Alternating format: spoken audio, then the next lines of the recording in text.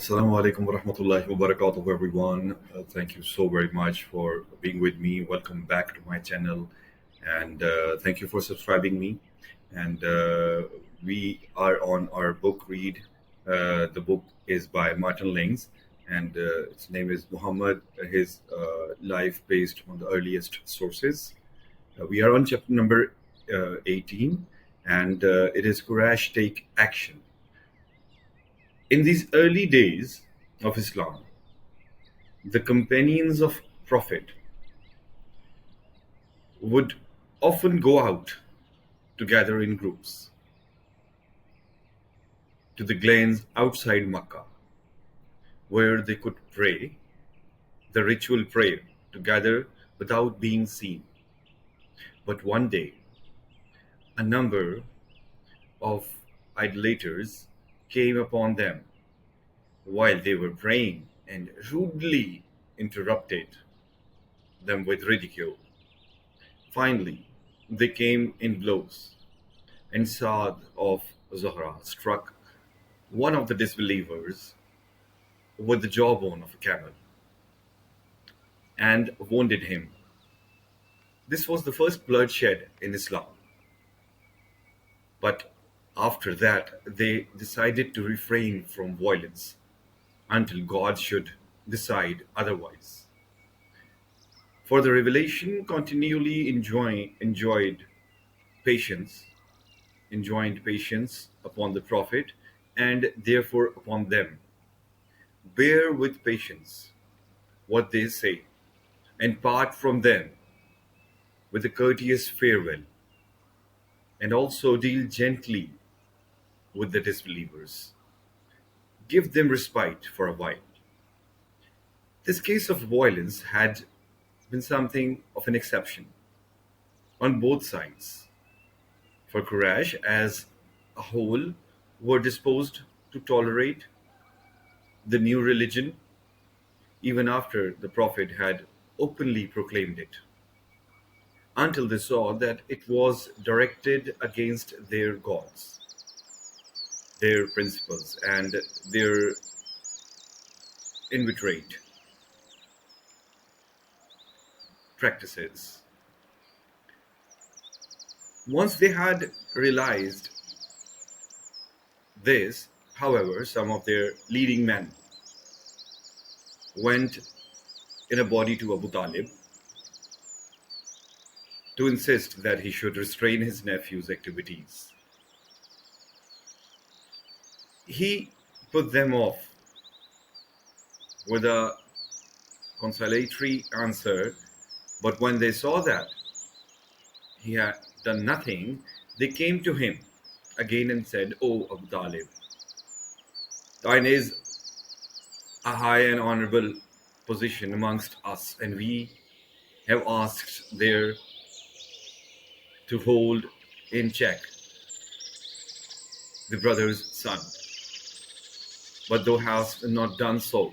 By God, we will not suffer our fathers to be insulted or ways scoffed at, and God's reviled.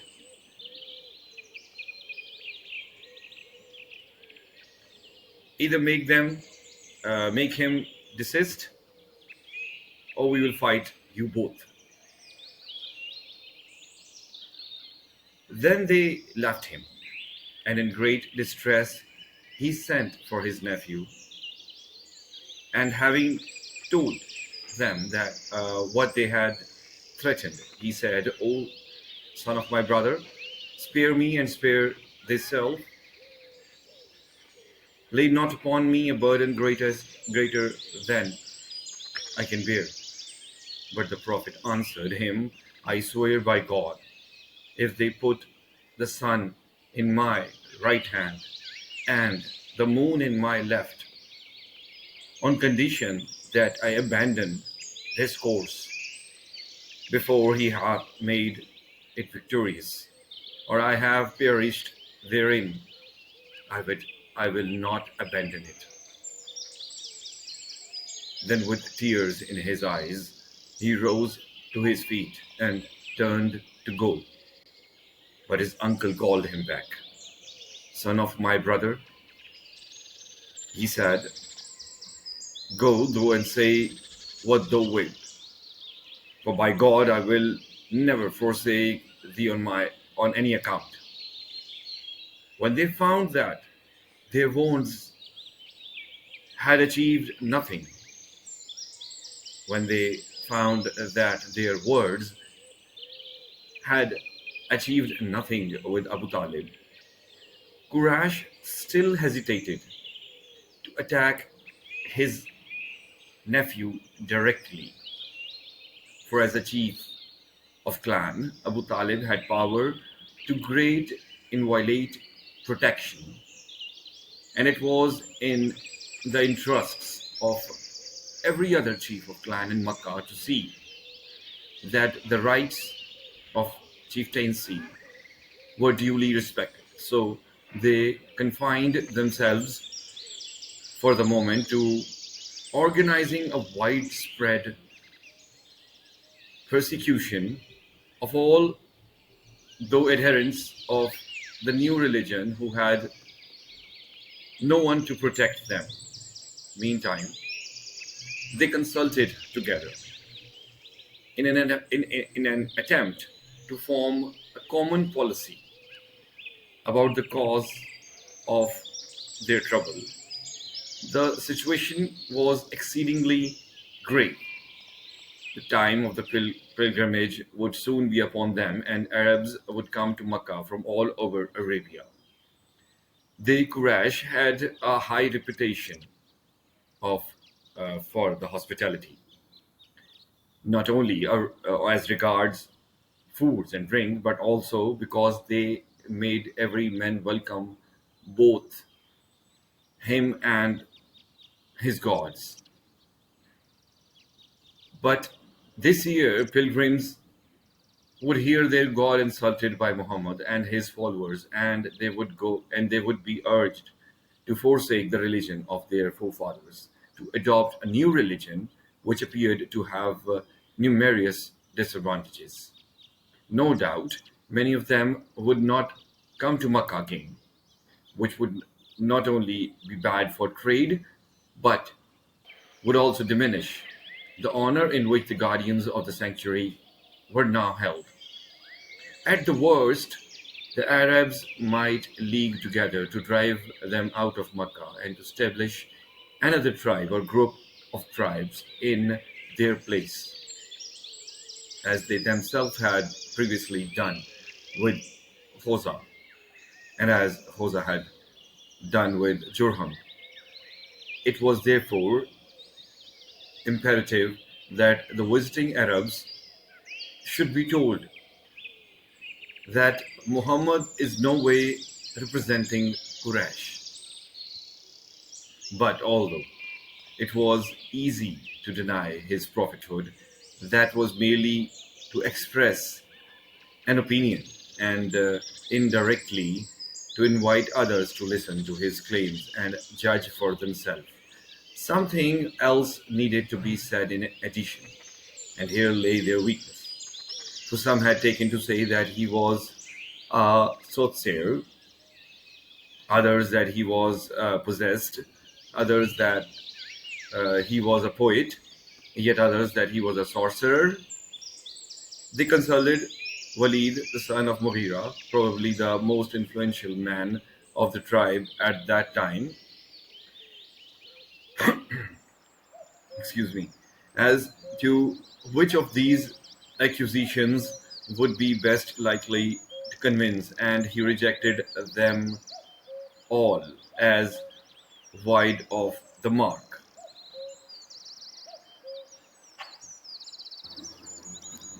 But on second thoughts, he decided that although the man in question was certainly not a sorcerer,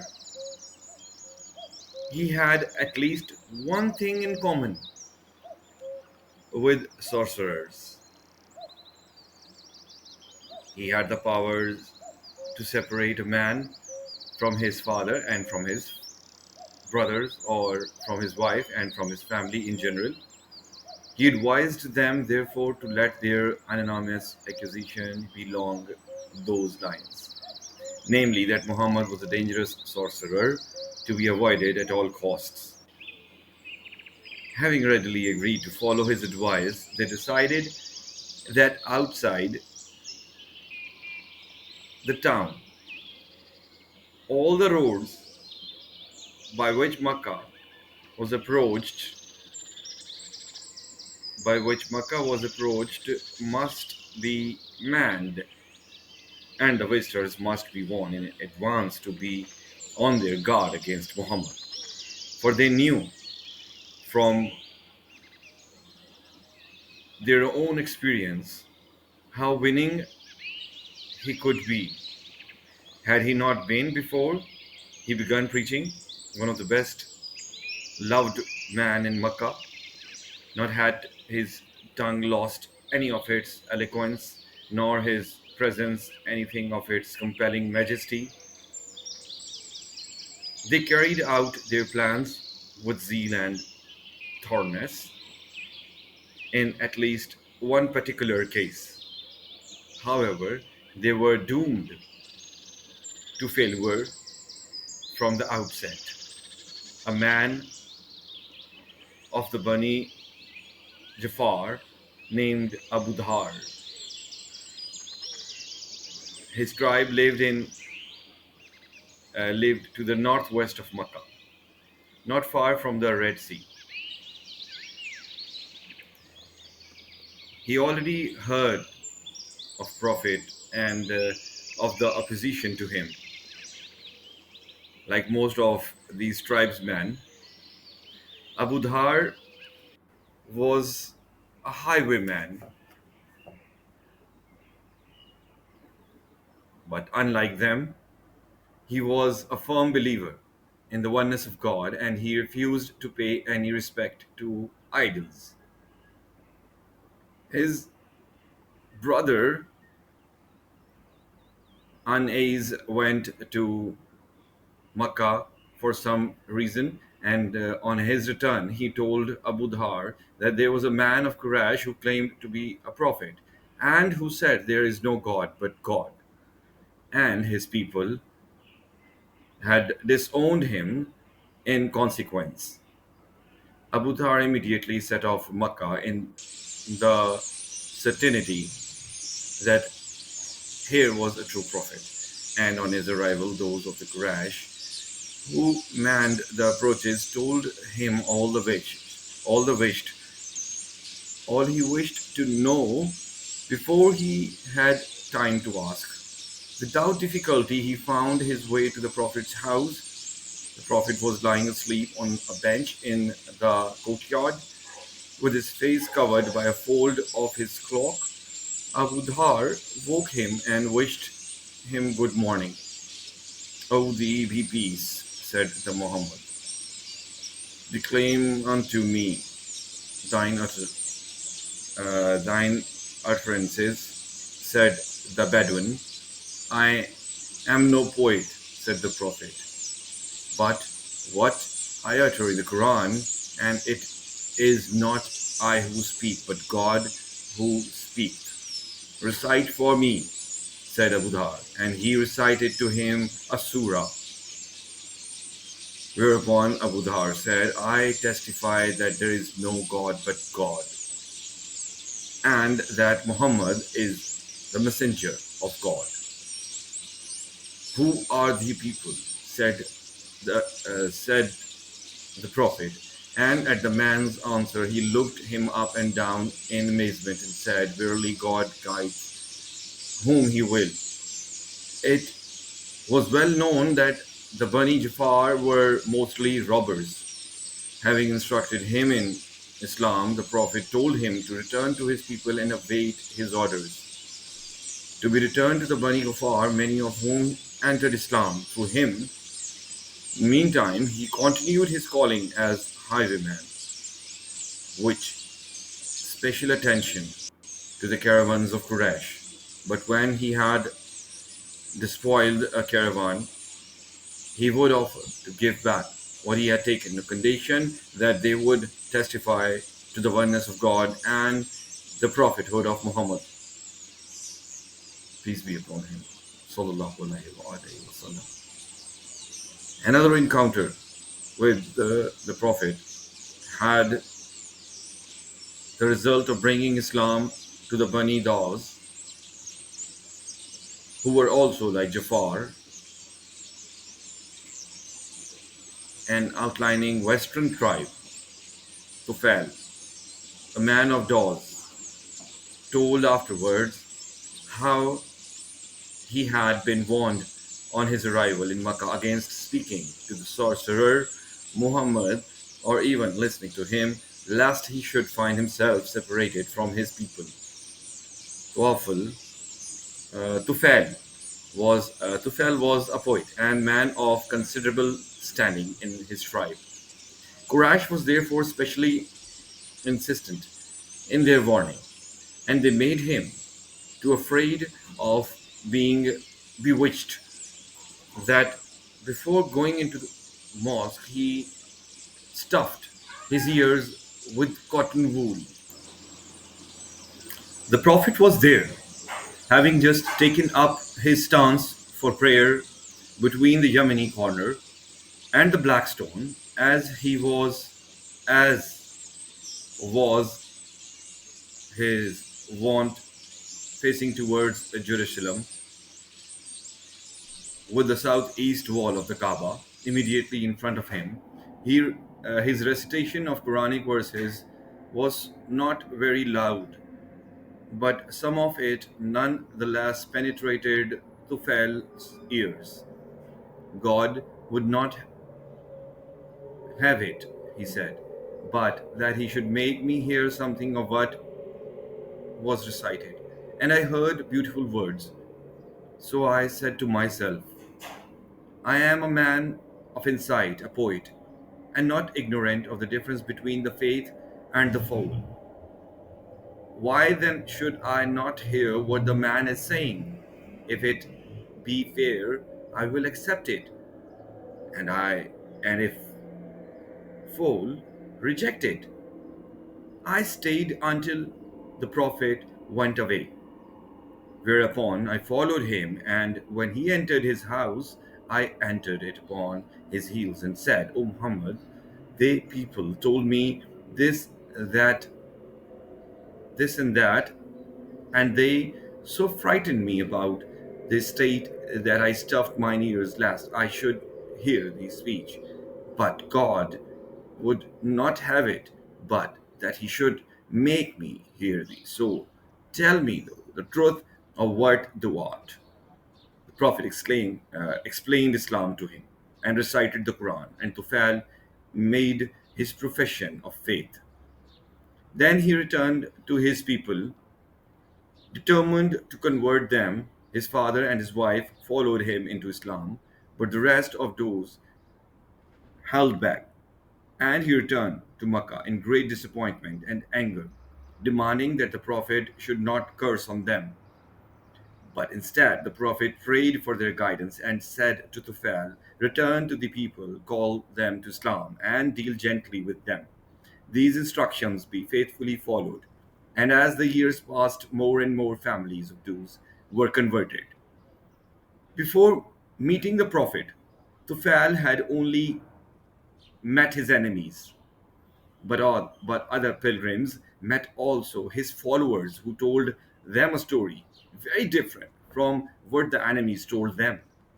And each believed that his native prompted him to believe. As a result, the new religion was spoken of, well or ill, throughout all Arabia. But nowhere was it more a theme of talk than in the oasis of Yathrib. Thank you so very much. This was all for today. Thank you so very much for joining me. And please, if you have not subscribed to my channel yet, please do subscribe it. It will motivate me and it will generate an energy within me. So thank you so very much for staying with me. Assalamu alaikum wa rahmatullahi wa barakatuhu. Iltamasi dua. Jazakumullah khairan kasira.